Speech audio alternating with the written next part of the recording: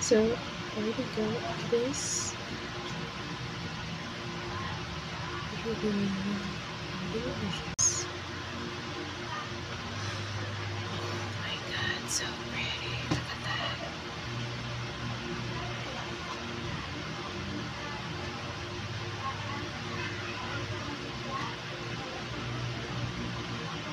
Ito siya.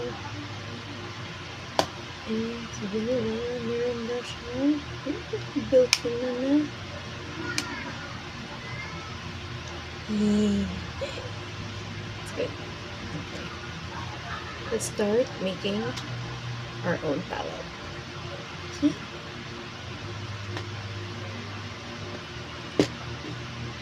So actually gumawa na ako ng maraming palette to be fair. So I have like this one from different products and dalawang blush highlighter. And then I also have the mini palette one from Get Ready With Me as well. This is the shimmers.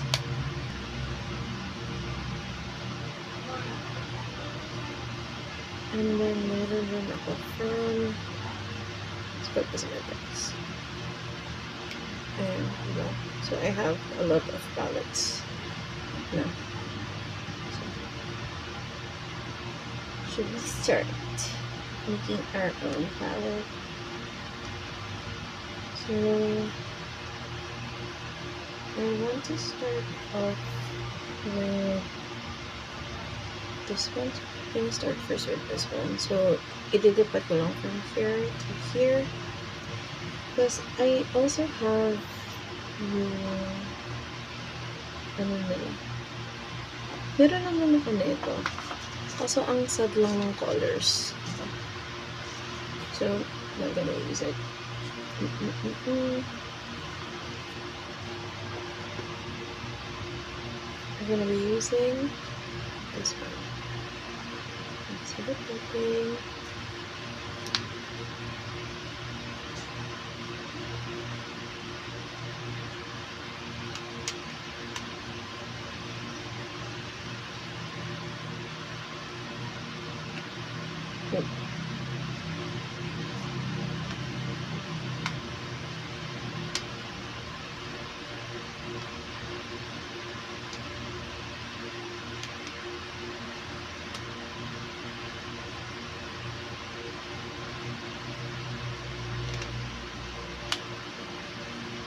Color shimmers.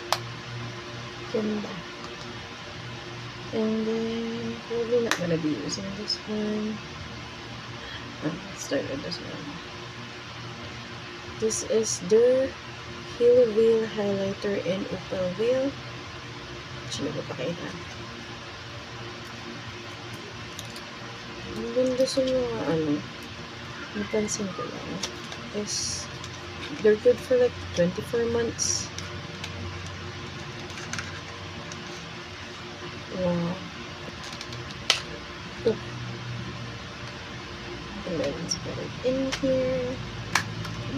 Okay. And the next one is bronzer. This is their Baked Bronzing Powder in Maldives. So, pretty. Oh, meron siyang shimmer. Parang may shimmer siya na konti. It's pretty. Okay. There we go. Ganda, color pink. This is Royal Flush Powder Blush in Cherub. Wow. Ganda. And then, itong dalawang to is, pwede kong mag-insert ng para siya for mga cream. So, I do have a cream here. So, ilipat na lang natin to. So, this is a bronzer. Ayan. Para meron tayong cream bronzer. And then, ilipat na lang natin itong dalawang to. So, here, this is a cream blush, and then this is a cream highlighter. Oh. Yay!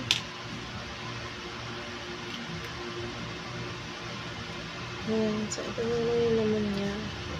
There's that naman. And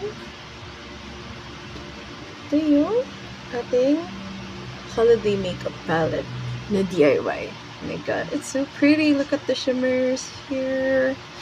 Pati yung bronzer, meron rin konting shimmer. And then, more shimmers. Like, shimmers. And that's it. Bye!